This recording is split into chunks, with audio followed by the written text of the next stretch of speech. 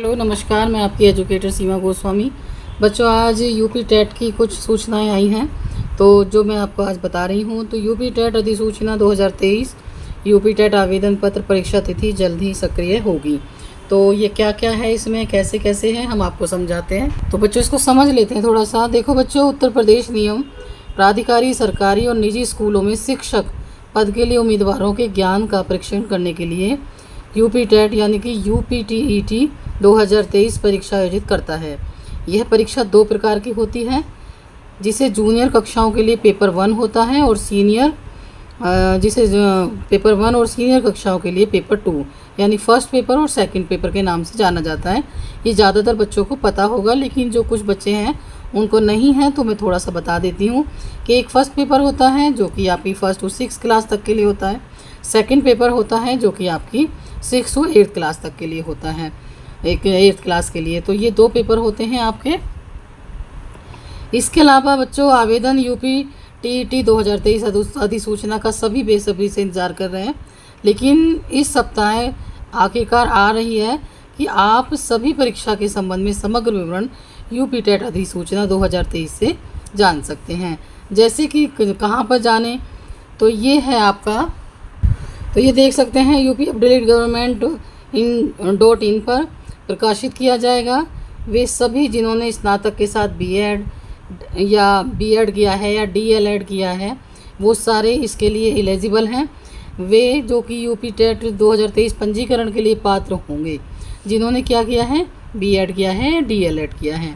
इसके अलावा बच्चों, एक बार अधिसूचना जारी होने के बाद आपको यूपी टेट यानी यूपीटीईटी आवेदन पत्र 2023 भरना चाहिए या भरना पड़ेगा अगर आप एग्ज़ाम देना चाहते हैं, और फिर अपना पंजीकरण करें। हालांकि आवेदन लिंक घोषणा के बाद सक्रिय रहेगा, अभी नोटिफिकेशन आया नहीं है।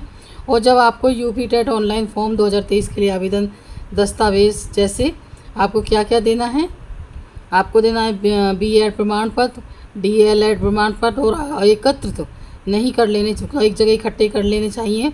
हमारा जो कहना है वो यही है कि जब अधिसूचना आती है तो आपके सारे जो जितने भी डॉक्यूमेंट्स हैं, सर्टिफिकेट्स हैं, वो आपके पास होने चाहिए। अब देख लेते हैं कि यूपीटीईटी अधिसूचना 2023 पीडीएफ अवलोकन क्या है इसका। आपको ये चीज़ें समझनी बहुत ज़रूरी है अगर आप यूपी टेट दे रहे हैं। तो सबसे पहले अधिकार उत्तर प्रदेश परीक्षा अधिनियम प्राधिकारी को है इसका अधिकार। परीक्षा कैसे कहाँ कौन लेता है, तो परीक्षा लेता है यूपीटीईटी परीक्षा 2023। यूपीटीईटी अधिसूचना 2023 पीडीएफ अक्टूबर 2023 तक आ जाएगा। परीक्षा का उद्देश्य शिक्षक पात्रता यानी शिक्षक बनने के लिए पहले आपको यूपी टेट की परीक्षा देनी होगी, फर्स्ट पेपर या सेकंड पेपर, जिसके लिए भी आप एलिजिबल हैं। इसके अलावा बच्चों, परीक्षा का प्रकार पेपर 1 और फर्स्ट होगा। पेपर 1 योग्यता की आवश्यकताएं क्या पड़ेंगी, 12वीं और डीएलएड आपने किया हुआ होना चाहिए आपका। इसके अलावा सेकंड पेपर जब आप दे रहे हैं, अगर सेकंड पेपर की तैयारी कर रहे हैं, उसके लिए जो आवश्यकता है बीएड के साथ स्नातक या पीजी डिग्री आपके पास होनी चाहिए। नेक्स्ट है बच्चों कि यूपीटीईटी आवेदन पत्र 2023 कब तक होगा, तो ये अक्टूबर 2023 तक आवेदन भरे जाएंगे। आवेदन मोड कैसा होगा, यानी कि ऑनलाइन होगा या ऑफलाइन होगा, तो जो आवेदन होंगे वो ऑनलाइन ही होंगे, ऑफलाइन नहीं है, यानी कि आप पत्राचार नहीं कर सकते, यानी कि आपको ऑनलाइन ये फॉर्म भरने पड़ेंगे।